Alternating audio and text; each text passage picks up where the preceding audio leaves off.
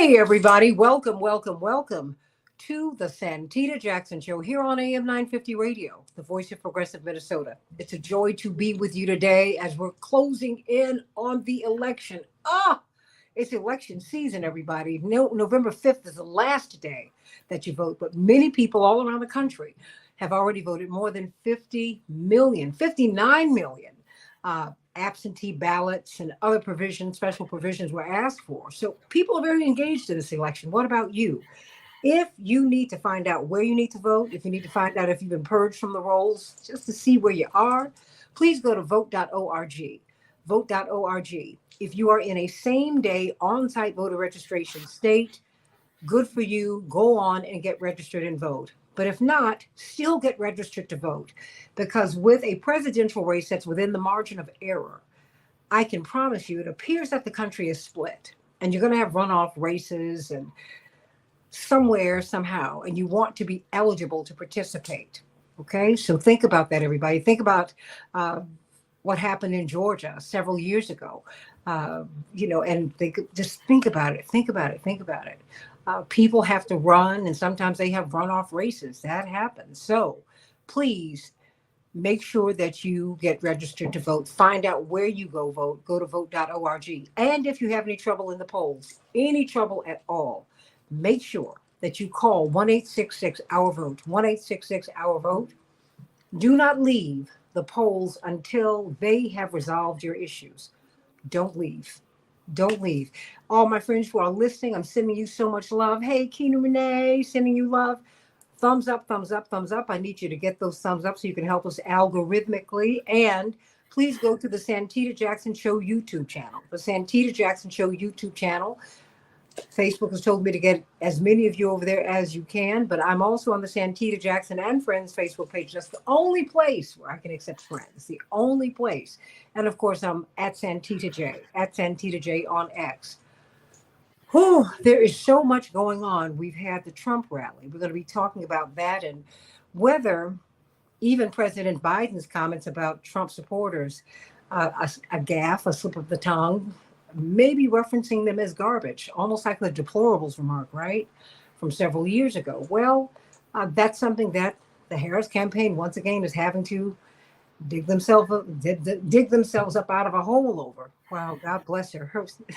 Trump has been running for 4 years and she's been running for 4 months and she's in a dead heat. That speaks so well of her and this campaign. Think about that, everybody. But I want you to think about this in the next hour.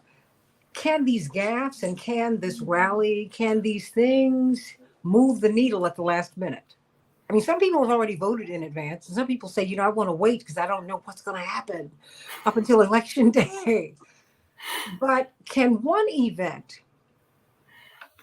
something that a candidate says, does, something that you find out, could it move the needle for you? Think about that. So we're going to be talking about that in the next hour. But in this hour, we're going to be looking at the Washington Post and the LA Times, two of the most iconic newspapers in the country, who will not be giving out presidential endorsements. That is huge. Or maybe it's a new day that we're in. Hey, Carol Soskin. Hey, Mike Burries. How you doing? Maybe it's just a new day. I don't know. But let's think about that. And then, yes, we're going to double down on the Electoral College. Just give you a brief primer of what it is and what it isn't. Because Jim Nurakis of Fairness and Accuracy in Reporting, it's confusing because these battleground states, it turns out that they have a winner-take-all system with their electoral college votes, which means that if you get 49.9% of the vote and somebody else gets 50.1%, you don't get represented. Is that fair? Think about that, everybody. Is that fair? Think about that. But in other states, it's more proportional. Got to talk about that. We need to understand what this system is. But this particular estate, the media, indeed, this is the only protected professional class in our Constitution. In order for this republic to survive and thrive, you got to have a free and open press. More and more, we do not have that. And Americans, for our portion, more than 2/3 of us absolutely do not trust the corporate media. We're going to independent sources. We're going to X. We're going to other places to get our news, and we're going to other people to get commentary. Think about that. And so, what does it mean when the Washington Post, and I think Jim Nurakis, is it the first time since 1976 that they have not endorsed a candidate? And how long has it been? I believe that they had a non-endorsement in 1988. Okay, a non-endorsement. What does that? They ran an editorial explaining that they weren't taking a position on that particular race, not in a rejection of the idea of endorsing, but because of how they felt about Bush and Dukakis, that they felt that they couldn't get behind either one of them. Insane. Well, his opinion, Jeff Bezos, the owner of the Washington Post, said in his opinion piece, the hard truth is this: Americans don't trust the news media. He said in the annual public surveys about trust and reputation, journalists and the media have regularly fallen near the bottom, just above Congress. But in this year's Gallup poll, we have managed to fall below Congress. And he goes on and on. Likewise, with newspapers, presidential endorsements, he continues, do nothing to tip the scales of an election. No undecided voters in Pennsylvania are going to say, quote, I'm going with newspaper aides endorsement, close quote. None. What presidential endorsements actually do is create a perception of bias. But is that really, I mean, we know that there are biases in news reporting, and just to help me to understand the significance of this. They've lost more than 200,000 subscribers. You've had mass resignations at the newspaper and on their editorial board. I mean, this has really been quite challenging for the Washington Post. Jim Nurakis. Well, the idea that you can have a media outlet that has no opinions about the world, there's no that is just a transparent plate of glass through which you see the world. It's not a possibility. It is not possible to describe the world without having ideas about what is important, what is valuable, what are we trying to achieve, what sorts of sources are trustworthy and what sorts of sources aren't trustworthy. Where does knowledge come from? These things are opinions. These are judgments about how the human world works. And if you refuse to make those judgments, you cannot talk about the world. You can't be a journalist. So that the idea that not taking a stand on a race proves that you're neutral and unbiased. It does not. It proves that you are not going to be upfront about what your perspective is. You're going to hide it from the reader, and the thought that is going to increase trust by being less transparent about where you're coming from, I think is a great misunderstanding of how trust works. I do think that the decision 11 days before the election that the Washington Post was going to change its general protocol, having already written an endorsement of Kamala Harris, that they were not going to run it, does signal actually pretty clearly Jeff Bezos's point of view, which is, at the very least, it does not matter much whether Trump or Harris is elected. These are what he is saying is, this is not a question that is important for us to weigh in on. We don't need to have an opinion on this, which I think a lot of readers of the Washington Post are shocked by. This is a paper that has had for some years now the slogan "Democracy dies in darkness," and the point of that slogan is that democracy is under serious threat, and the point of journalism is to shed light on those threats, and by shedding light on them, to fight them. And it's pretty clear where the threat to democracy is coming from in the United States right now. It's from the candidate who rejects the results of elections when they go against him, who has pledged to put his enemies in jail, to root out subversives. There is a clear and present danger to democracy in this country right now, and it's coming from Donald Trump. And Jeff Bezos is saying, we're not going to say that. We're not going to acknowledge that. We don't much care about that. Is the point of blocking the editorial board from issuing an endorsement. And there are reasons why, from billionaire Jeff Bezos' point of view, that actually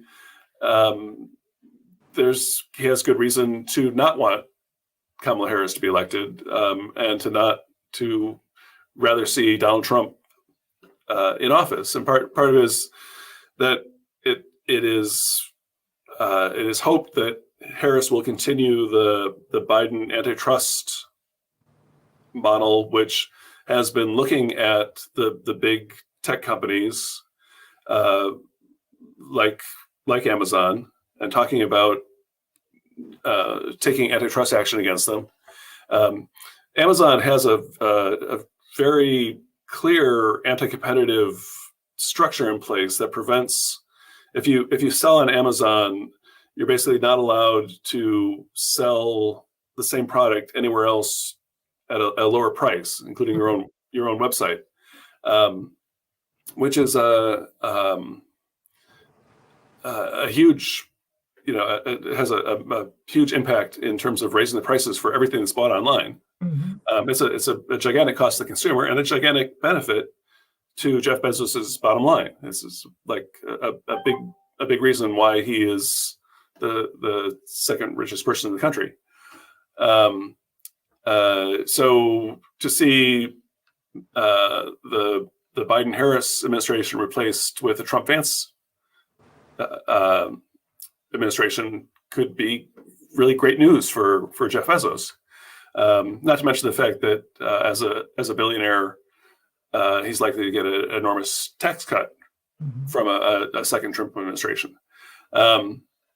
In his op-ed, Jeff Bezos is maintaining that none of this is important. The fact that I stand to make billions of dollars based on the outcome of this election, that means nothing to me. That has nothing to do with why I'm intervening in this editorial decision and changing decades of precedent. If you believe that, there's a bridge here in New York that is going for a good price. Well, I'm trying to find out, what the real story is. I mean, because democracy does die in darkness. More than that, the republic will fall away. And this is a newspaper that has been involved not just in Watergate, helping to take down a president.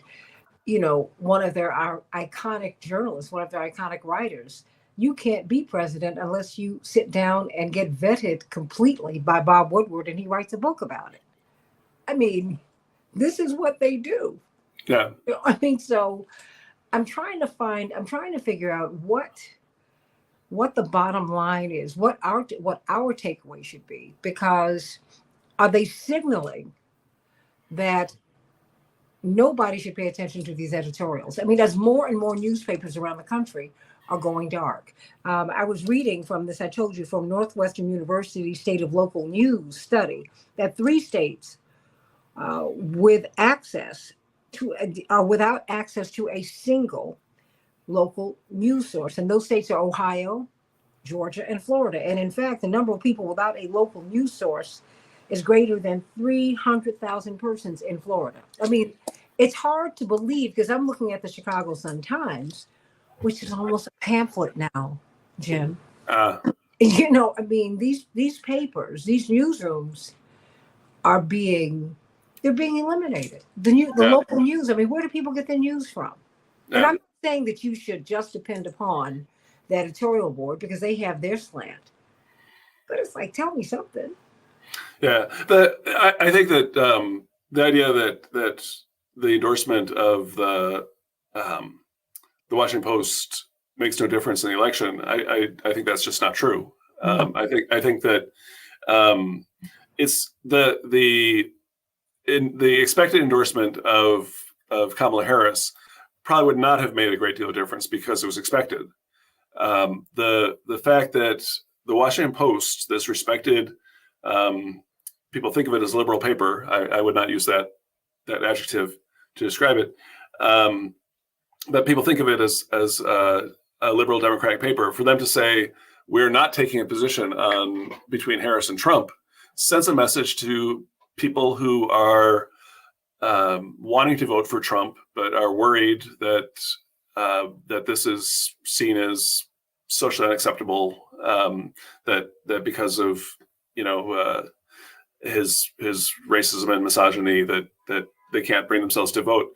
For the Washington Post to say, actually, it's up to you, whatever you want, it does actually have an impact on people who are sitting on the fence. Well, particularly since they have weighed in on local and regional races.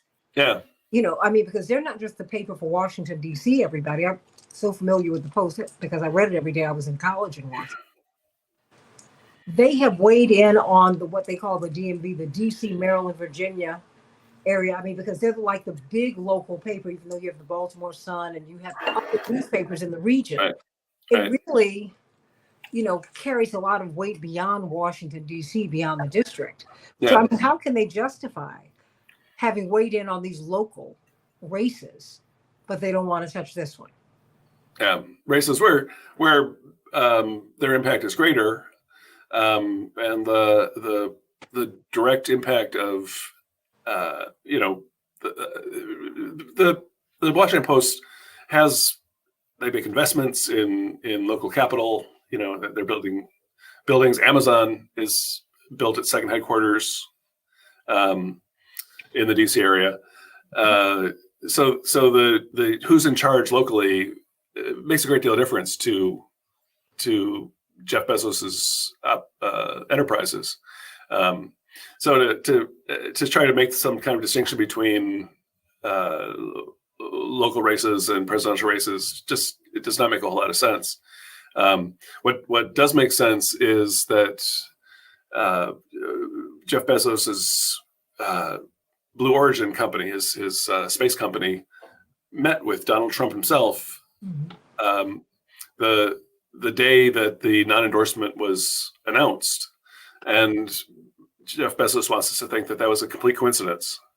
A week before the election, the presidential candidates are not spending a lot of time having meetings about things that are not relevant to the election, right? Yeah. It's not like I've got some time to kill. I'm going to meet with some company. Anyone. Yeah. The Blue Origin's their two competitors, SpaceX, which is of course owned by Trump superfan Elon Musk, and so who's been doing everything he can, both as the richest person in the world and as the CEO of X to get Trump elected, and so that puts Blue Origin at a real disadvantage in terms of getting contracts from NASA and from the Pentagon in terms of doing rocket launches. And so for Blue Origin to stay in the business, they really need to make sure that if Trump is elected, that they have an in with him. I think that the non-endorsement gives them that perfect in. Has that been explained?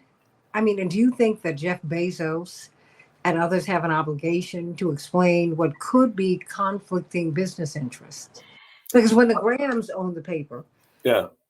um, you know, look, none of this is completely innocent, right? But when the Grahams owned the paper, at least what we knew of their business dealings, it was the paper. That's what they did. But Jeff Bezos is someone who has vast holdings. And indeed, so much of what we purchase in America, he controls. I Yeah. mean, he's put a lot of local businesses out of business. I mean, if Yeah. you want to have a local business, you really have to go through Amazon. Otherwise, they shut you down.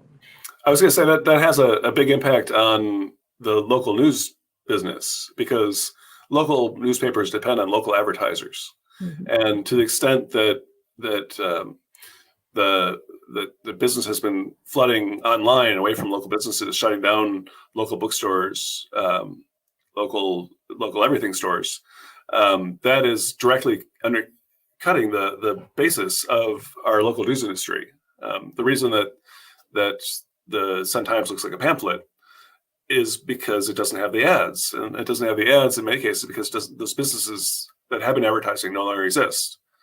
Amazon's killed them off.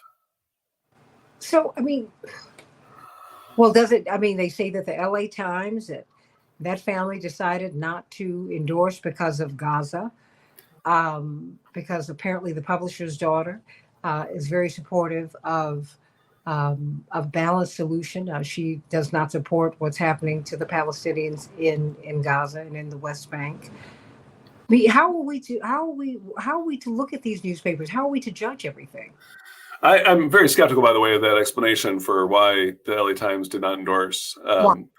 Uh, uh, Nothing was said about Gaza from Patrick Soon-Shiong, the guy who was making the decision.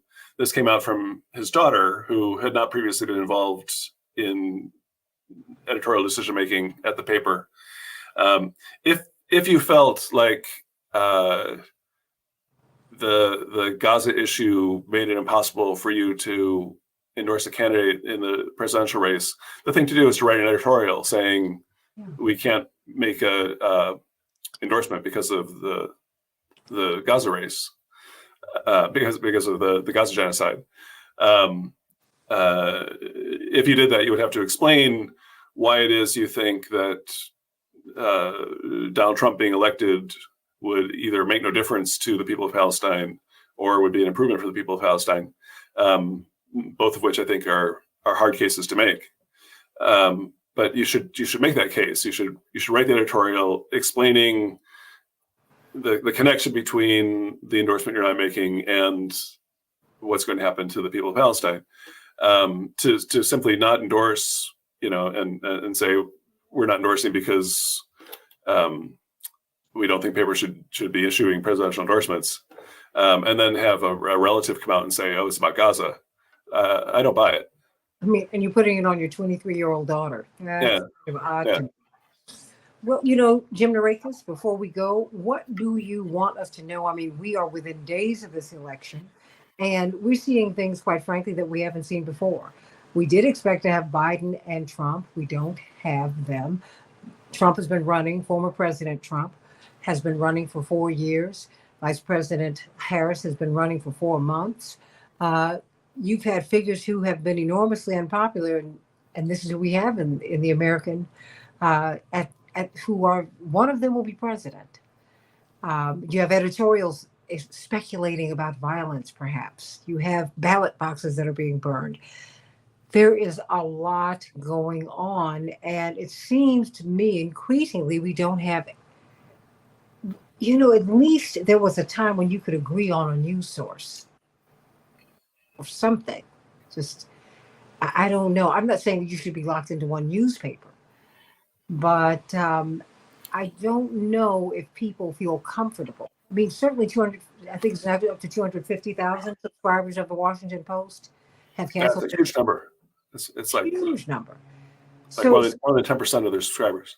so what do you make of this?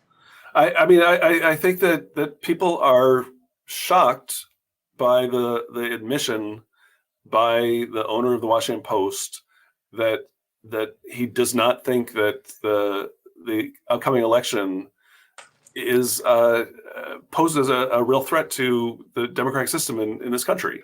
You know, if you don't think that it matters who gets elected, you know, you view the world very differently than the vast majority of Washington Post subscribers do, and that's what they're showing with their cancellations. Well, you know, at least I would know if they made the fact that they wrote up the endorsement and then decided not to publish it. That's well, you know what, it's telling. When you put it that way. I guess more and more the quiet part is being said out loud, which is why we need fairness and accuracy in reporting, because you really do help us to step back and take the 30,000-foot view as well as the view from the weeds. So I want to thank you and the great work you and Janine Jackson and your team do. Thank you very much. Thank you. Thank you. Jim Narekas, everybody, fair.org. Please give them your support. And I'm bringing up your friend, Rob Ritchie of Fair Vote. Hi, Rob. Before you go, you can send him some love before you go. But thank you so much. Great to see you, Jim. Great to see you, Rob. Doing this a long time. Yeah.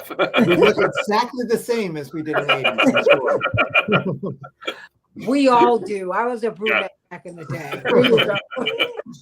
And I'm so glad you got you got the fair thing going here, Santita. So you know, like there's fair, there's fair vote. Fair vote. We get Stacey Abrams on. We can have fair fight. Telling you, look, I'm trying Good to idea. be fair and balanced. Look, I've been an analyst. Come on, this is what I do. Yeah. This is what I do. But thank you so much. All right. Thank you. Good luck. Thank you so much, love. Blessings to you. Rob Ritchie, thank you so much. Of course, co-founder of Fair Vote, and you are their senior advisor now, but so much, whenever I hear about just the inner workings of this republic, you know, the leanings that we have toward democracy, let me just get right to it, the Electoral College, which I'm trying to figure out. Everybody's trying to figure that out. I want to pivot to Fair Vote because I think that you really do. Your work is for us to have equal access to the vote and for the vote to be fair. Many people wonder about the Electoral College. Those of us who've been students just on some cursory level of American history know that the Electoral College has direct ties to slavery. You know, what did the woman ask Benjamin Franklin at the end of the Constitutional Convention? Sir, what kind of government have you given us? She said, a republic if you can keep it. So you've got elections on one side, but you've got to check with the Electoral College. And then as you're listening to conversations in corporate media, they're kind of slipping in something very interesting, Rob Ritchie. The battleground states. And you wonder, okay, why are we fighting over these battleground states? Well, you find out that every state doesn't have a proportional representation. Some states are winner take all.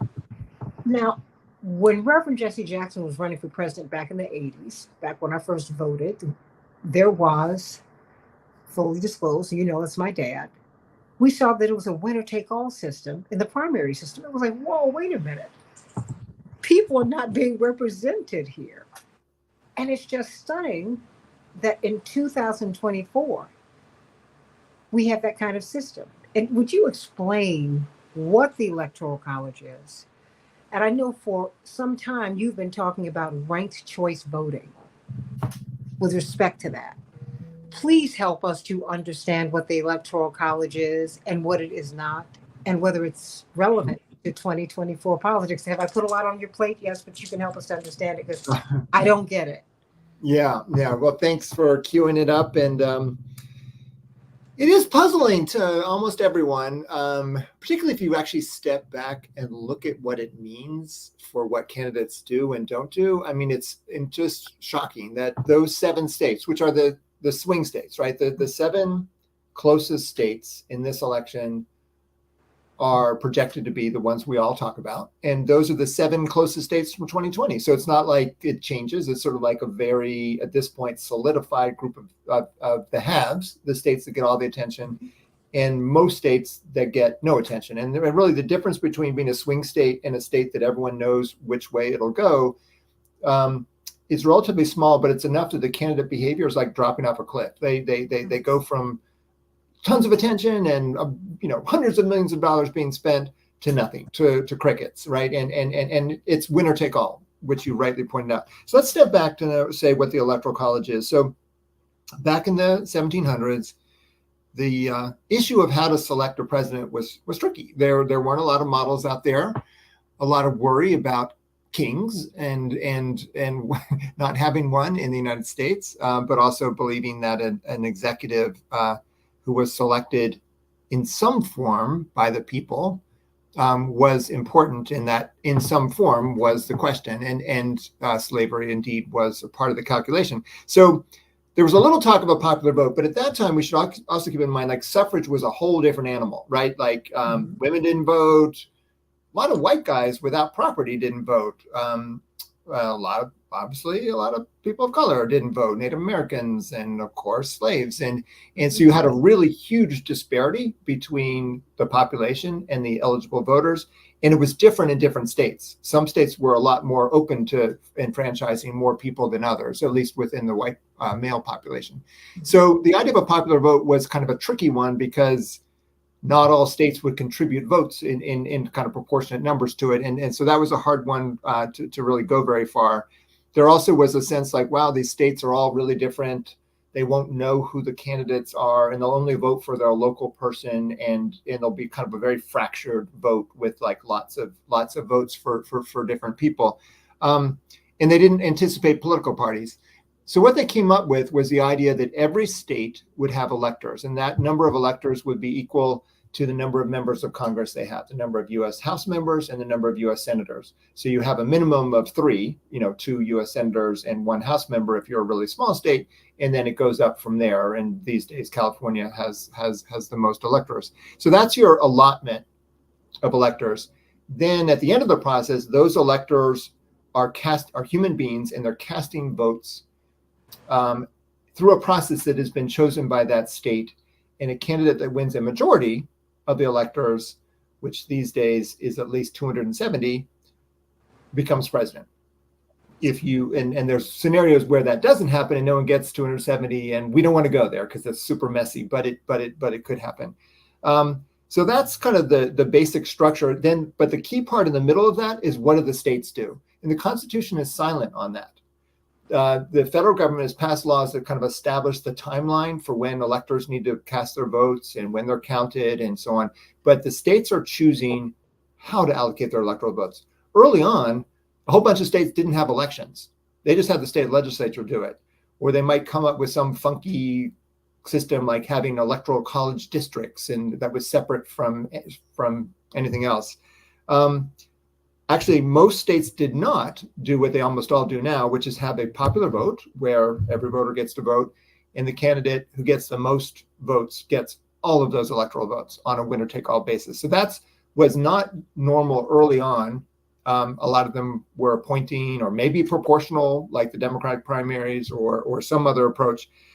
But what states pretty quickly realized is that their impact was greatest if they could throw all their electoral votes, sort of their share of the national impact would be greatest if they could throw all their electoral votes to their favored candidate.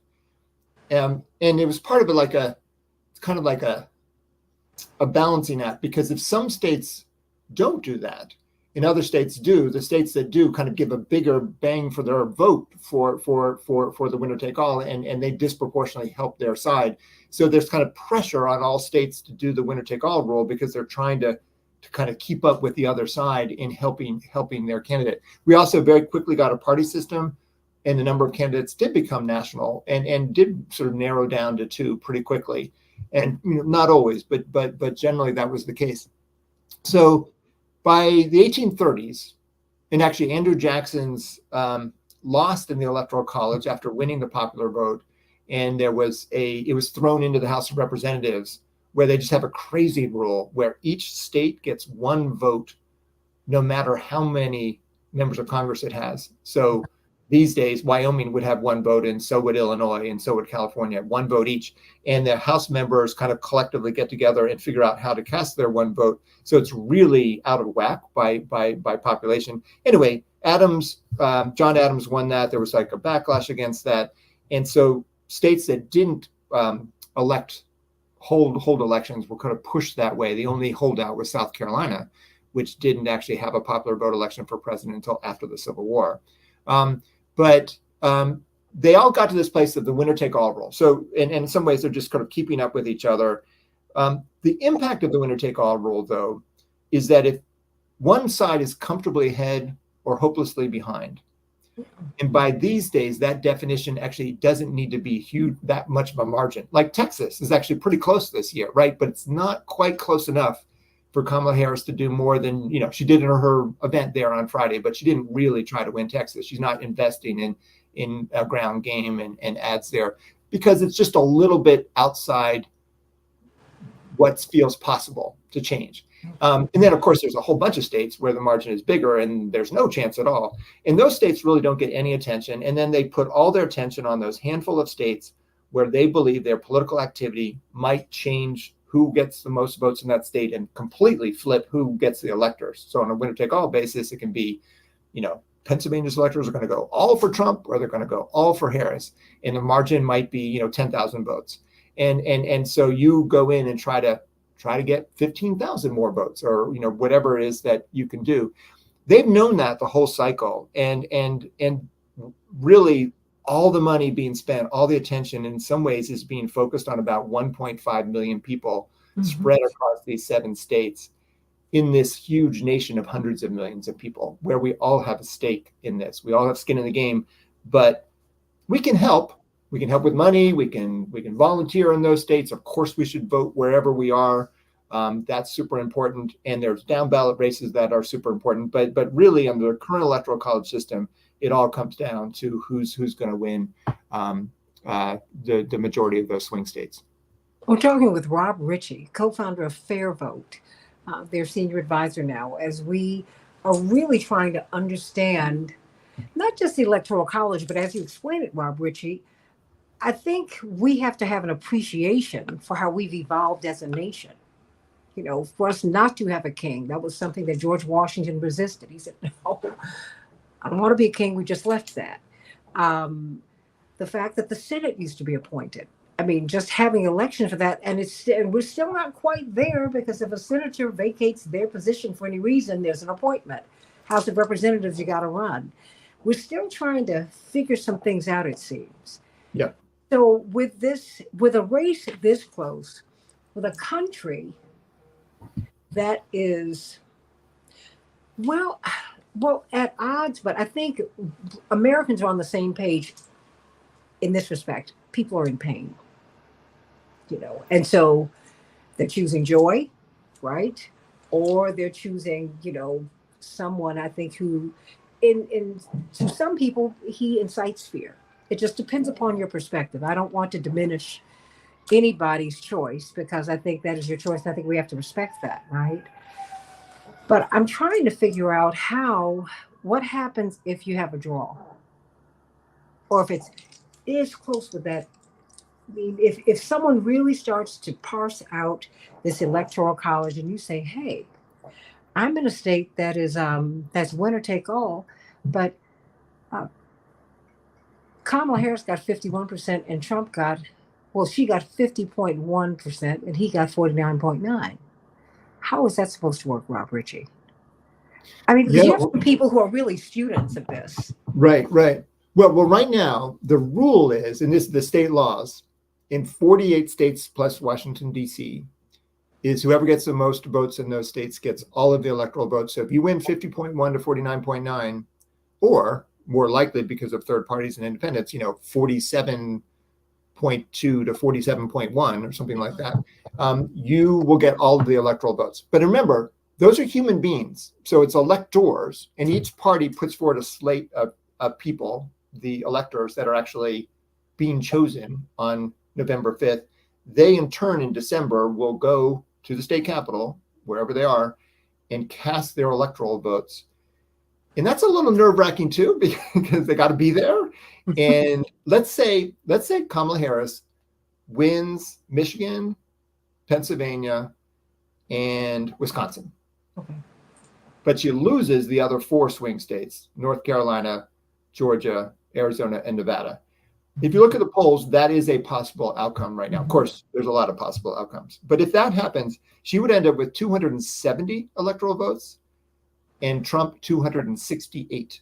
It's as close as it could be. So just a single elector, for whatever reason, on her side, for whatever reason, voting for Trump would actually result in a tie in the electoral college. So that's just how close it is. Now that's super unlikely, but there's some kind of pressure on them. Hold on, for whatever reason, who are these people and upon what basis do they make these decisions? Well, they are people picked by the party. They're usually, they're party loyalists. The party has, you want them to be loyal because they have to do what they're supposed to do, right? But like in 2016, there were a number of what's called faithless electors. And there have been some states that are trying to make it hard to be a faithless elector.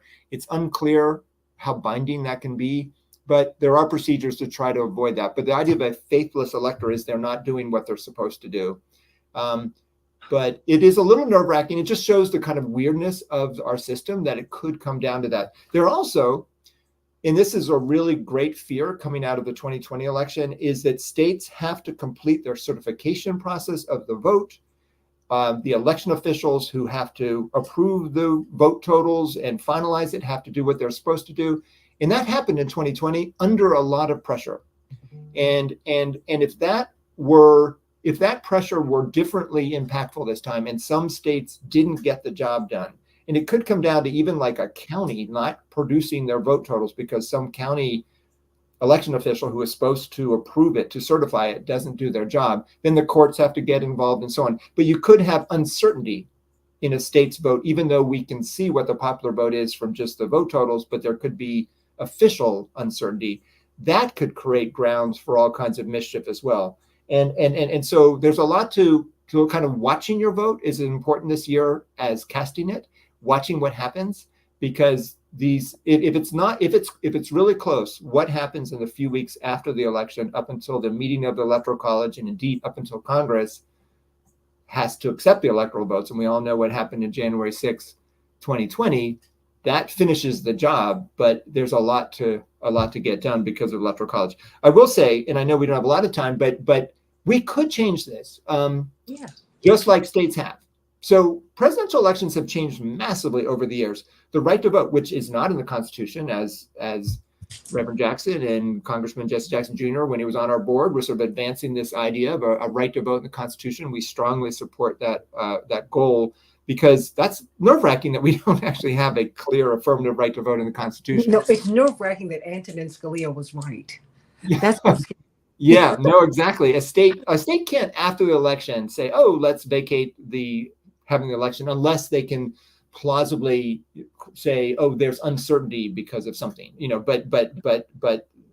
But that's super unlikely, but a little nerve-wracking. They could, between elections right now, just say, "Hey, we're not going to have an election next time. We're just going to appoint electors." That's actually something that state legislature, which they used to do, right, back in the early decades of the country. So going to a popular vote system where we know that the candidate with the most votes across all 50 states and DC would always win is a good idea. There's something called the National Popular Vote Interstate Compact, which is based on two powers that states have, which is what to do with their electors, which we've heard about, and you can work with other states by means of an interstate compact. So I live in Washington, D.C. We have the metro system, our sort of subway. It covers D.C., Maryland, and Virginia. It's governed by an interstate compact. Port Authority between New York and New Jersey. There's tons of Powerball, whatever, there are lots of them. And so states can kind of do laws together. And so the law is, we're going to give all of our electoral votes collectively to the winner of the national popular vote in all 50 states in DC, once the number of states that have signed into the compact are a controlling majority. They have at least 270 electors. 16 states in DC have passed that. It's under serious consideration in Michigan later this year. It's getting closer and closer. It doesn't need all states to pass it. It just needs to be states with 270 electoral votes. If that goes into place, we could have this sea change of what the 2028 election is, which is that we would be governed by whoever wins the most votes in all 50 states in DC. You mentioned that not all states do winner take all. Nebraska and Maine allocate electoral votes by 2 electoral votes statewide, and then 1 each for who wins a congressional district in the state. And interestingly, both Maine and Nebraska have 1 district that the candidate who loses the popular vote is likely to win. The Omaha area in Nebraska is likely to be won by Harris, and northern Maine by Trump, even though the statewide vote will be likely won by the other.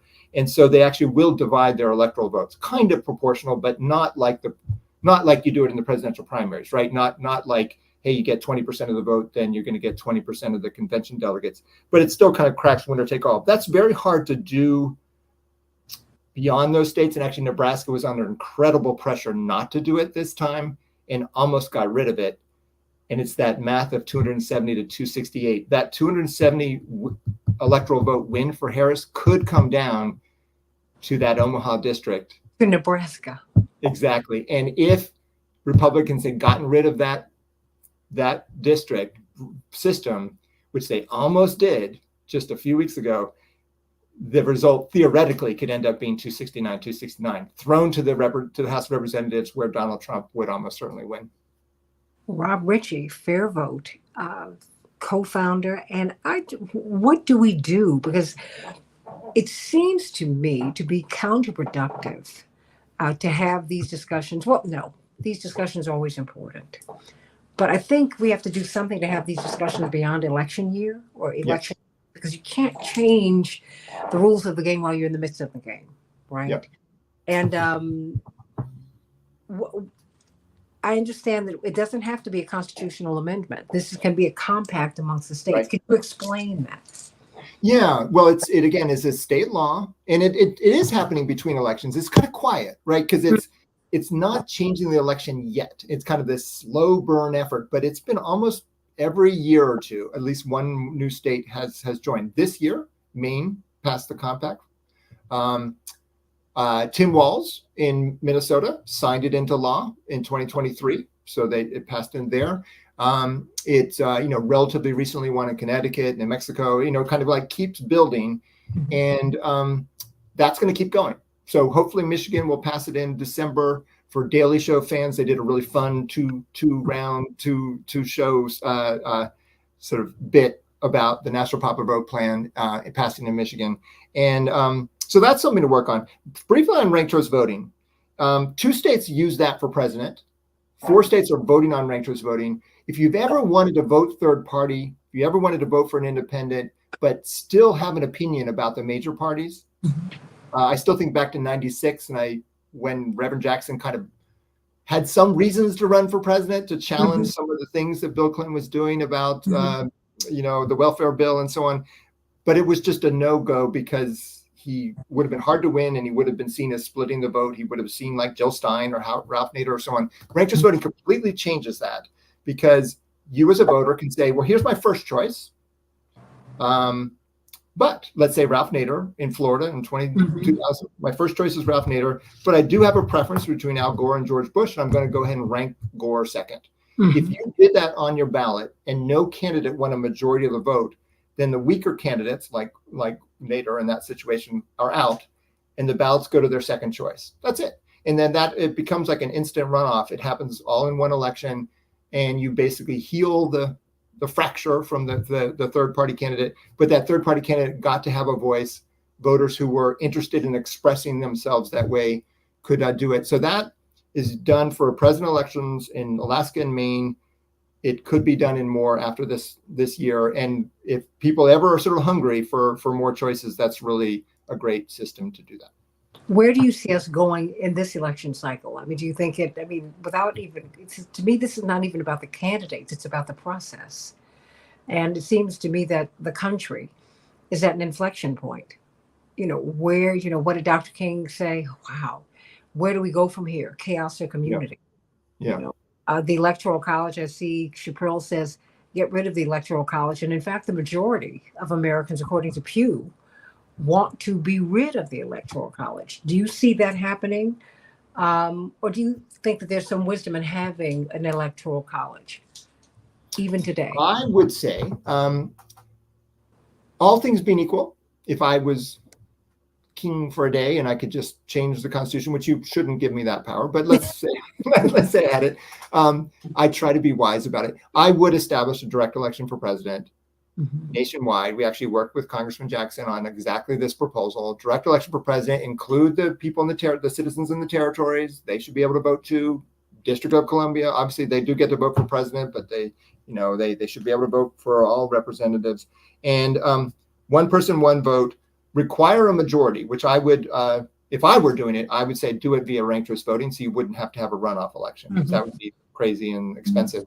But whether that goes into the Constitution or just the principle that you have a majority system. So we could change the Constitution. Really hard to do that. This year, I think, it is so close, and it seems like such a foundational difference between these candidates. Kind of amazing that it's as close as it is, right? But it does mean, even those symbolic votes in the safe states, they're only safe when people vote. So I think we just need to get out there and put our voice forward and try to move forward as a country. Well, I tell you, I hope that we do. And we will see. We do hope that everyone will get out and vote. And why don't you give us a word before we go in this last minute about the importance of voting? Because some people have said, what's the point? And I think that's not the best approach to have. But you can understand a lot of people are very disappointed. And it's a system that we really don't know. We don't really understand how much we have evolved. I don't think we give ourselves credit for that, Rob Ritchie. Just for our first president to say, no, I don't want to be a king, because you still had royalists in America. Yeah. Benjamin Franklin was loyal to the crown almost up until his late 70s, 80s. He was an Anglophile and he was a proud British subject. But we have evolved. Yes. What say we have you? evolved, and we've evolved a lot just in my lifetime. I was born into an era when we still had apartheid in the South, effectively, right? And a huge number of people could not vote. So I think the appreciation of the vote becomes all the more clear when you haven't had it. And I think we should never take it for granted. We have so many things we can vote for too. By the way, obviously these stakes are incredibly high for president. But Senate is a lot of states, and the U.S. House. Every district is voting for U.S. House, and at least some of them are close. But it keeps going down ballot all the way down to our local elections. And this is not the only way we participate in democracy. There's so many important ways to do so, but it is a fundamental way that does, in this process, create equality, right? At least with a vote, right? Like, it's one person, one vote, and your vote is as powerful as everyone else's. Not as those in the swing state, but it is as powerful in the sense that everyone counts just one. And this is your chance to join in that expression of let's do this together, and let's use our power together. And I guess before you go, we can appeal to our state representatives to agree to the compact, yes? Yes, absolutely. And you can go to nationalpopularvote.com to see which states have passed it and which haven't. But it has more targets for next year, and Michigan for now. And ranked choice voting can be done, and working for redistricting reform, supporting the John Lewis Voting Rights Act. There's a ton of stuff that we all have to do to make this the democracy that we want. Rob Ritchie, Fair Vote. Thank you so much for being with me today. You take me down memory lane. Reverend Jackson, Congressman Jackson. Now I got another brother in Congress. I would talk with them about that, because, it's something that we need to do, because I think that Americans will feel so much better about the country if they feel represented. And if we get you on our programs even more to show us the evolution, because we have come a mighty long way, everybody. Yeah. We just have much further to go. How about that? 100%. Can't wait to hear what you're doing next. All right. Thank you, Santita. Really, really pleasure to be on your program. And blessings to you. Thank you so much. Everybody get out and vote. I'm Santita Jackson. Stay tuned for the second hour of the Santita Jackson Show. We've got a lot to talk about. Reach out to your state representatives. They need to join this compact. They need to join Yes. this compact. And the website again is? nationalpopularvote.com for the compact, fairvote.org for the things that we do. For everything. That's what you do. Everything. Bless And you. a portal to some others that do great That's- stuff. That's right. That's right. You know, you Yeah. all are my favorites. David, Daly, all of you. I just love you all. Exactly. Yeah. Dave's great. Absolutely. Hey, thank you. Blessings to you. AM 950 Radio, the voice of progressive Minnesota. See you in just a minute. Thank you so much, Rob Ritchie.